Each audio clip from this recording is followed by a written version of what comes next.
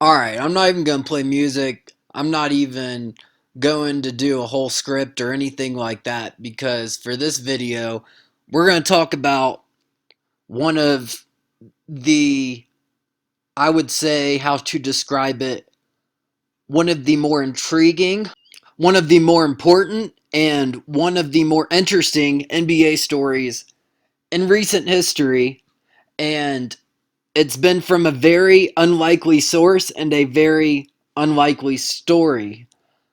I'm sure most NBA fans know about the situation that happened and has been happening with Kwame Brown, and that is that he's had some beef with Matt Barnes and Steven Jackson over some things that happened, and some other people have come into it. And suddenly, his YouTube channel, Kwame Brown Bust Life, has been one of the most rapidly rising YouTube channels of all time in terms of subscribers. And I mean literally, a week ago, this guy had about 2 to 4,000 subscribers, and now he has close to 125,000 in an incredibly short amount of time. And I think this is because a lot of people are interested in what he has to say. And I don't mean just his beef with all the smoke and Stephen A. Smith, etc.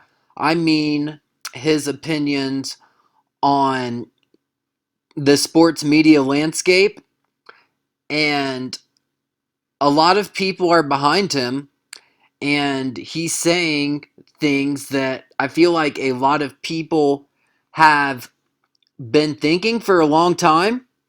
And I think it's just a perfect combination of all of the factors combining at once to create what is already a movement. So, I'm going to talk about some lessons I've learned from watching his streams. And there's been a lot of streams in the last week, and I've pretty much watched the majority of the ones he has posted in the last week.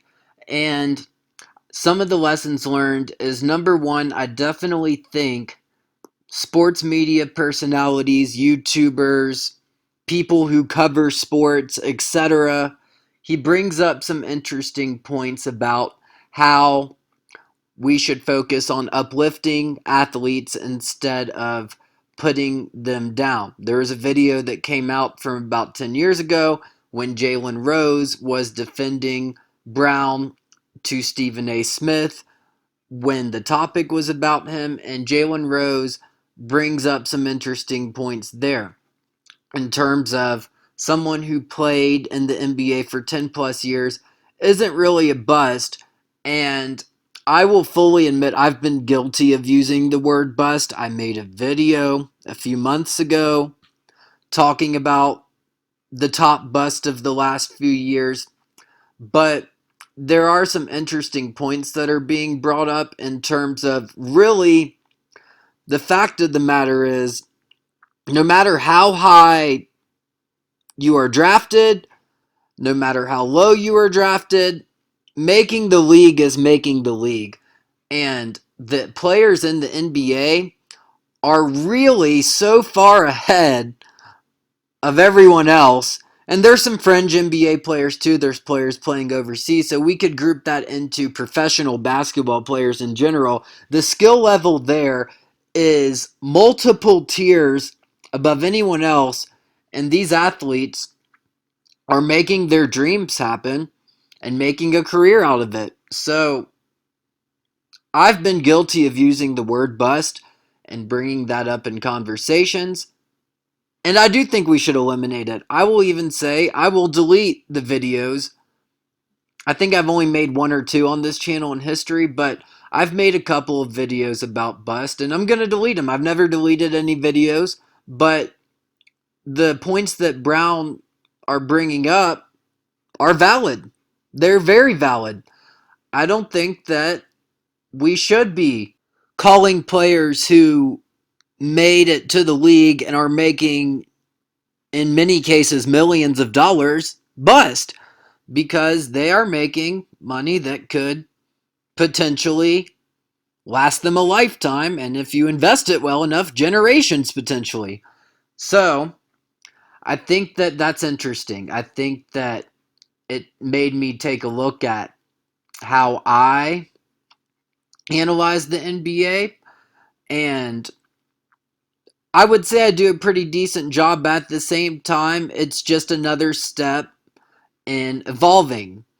And in terms of the sports media landscape in general, I don't know how much of a short term effect there is going to be, but if the words of Kwame Brown continue to spark a light in the people, then there could be some long term changes into how the sports media goes about criticizing athletes. And as Jalen Rose brought up in that video that was brought up on Twitter from a few years ago, I don't think it's necessarily a bad thing to critique how a player plays in the game. Like if a player gets 2 points on 1 for 12 shooting, we can critique how they played in the game. At the same time, as Rose said, when you go into using the term bust and scrub, etc., that's when it goes beyond critiquing the player's performance in a game. So that's the biggest lesson that I've learned from watching the streams of Kwame Brown. So I'm pretty much going to remove the words bust and scrub from my dictionary because I agree. I think that we should be uplifting players who have overcome incredible circumstances to reach the highest level of professional basketball or sports or etc.